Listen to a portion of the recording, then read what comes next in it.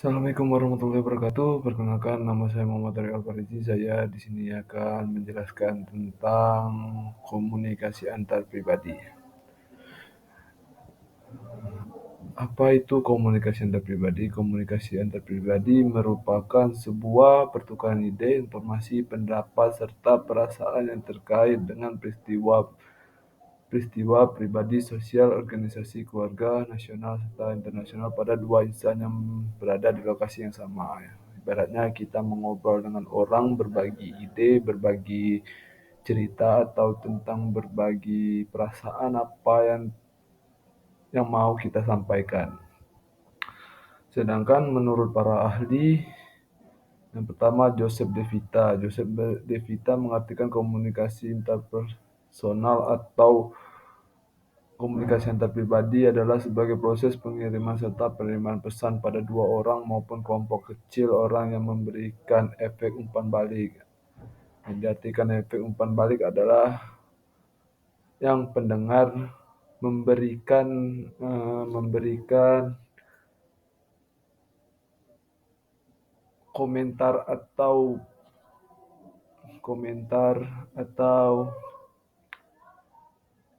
menambahkan apa yang telah kita sampaikan. Yang kedua, Bernard Johannessen. Bernard Johannessen menjelaskan komunikasi antar pribadi di saat orang-orang bertatap muka secara langsung melakukan interaksi serta berfokus dengan pertukaran verbal dan nonverbal.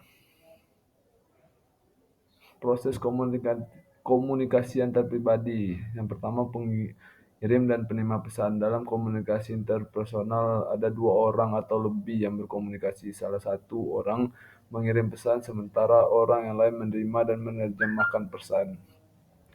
Yang kedua, pesan. Pesan adalah sinyal yang bekerja sebagai stimulasi bagi komunikan.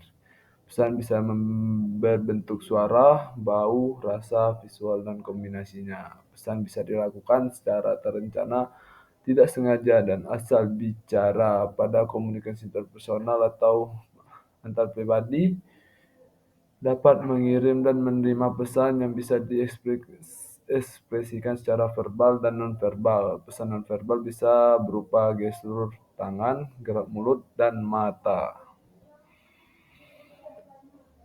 Yang ketiga, feedback atau umpan balik. Dalam penyampaian pesan akan menerima proses umpan balik. Feedback adalah reaksi yang muncul ketika seorang menyampaikan pesan. Orang yang menerima pesan bisa mendengarkan dan menulis pesan tersebut.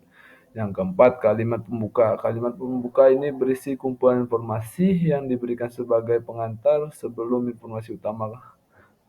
Kalimat pembuka atau feed forward ini bisa untuk meyakinkan untuk orang yang menerima pesan supaya bisa mengerti. Supaya orang yang menerima pesan kita bisa mengerti apa yang ingin kita sampaikan. Yang kelima, channel atau media. Proses komunikasi membutuhkan media untuk menyampaikan pesan. Bisa sampai ke penerima media dalam komunikasi interpersonal, bisa berupa telepon, email, dan bertemu secara langsung. Bisa menggunakan video call juga. Video call.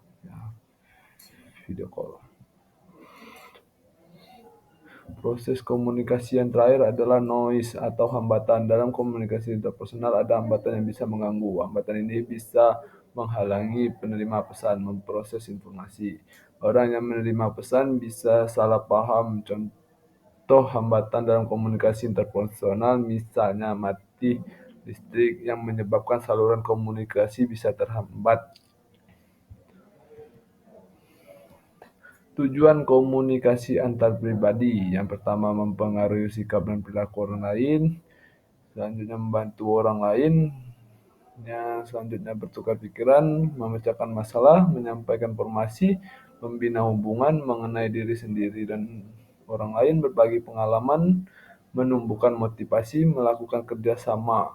Itulah tujuan-tujuan komunikasi antar pribadi.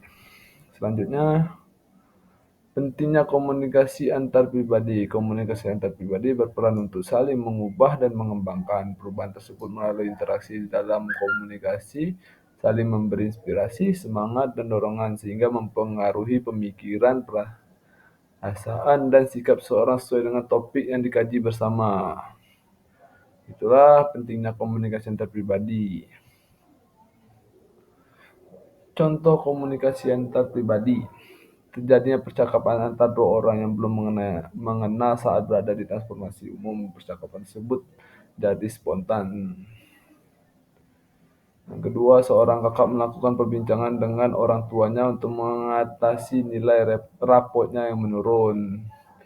Yang ketiga, seorang adik yang mencurahkan isi hati dan keluh kesahnya selama di sekolah kepada kakaknya. Itulah contoh-contoh komunikasi antar pribadi yang telah saya alami. Dan yang terakhir, itulah pembahasan saya tentang komunikasi antar pribadi. Apabila ada salah kata, saya mohon maaf. Kepada Allah saya mohon ampun. Wabillahi taufiq wal hidayah. Wassalamualaikum warahmatullahi wabarakatuh.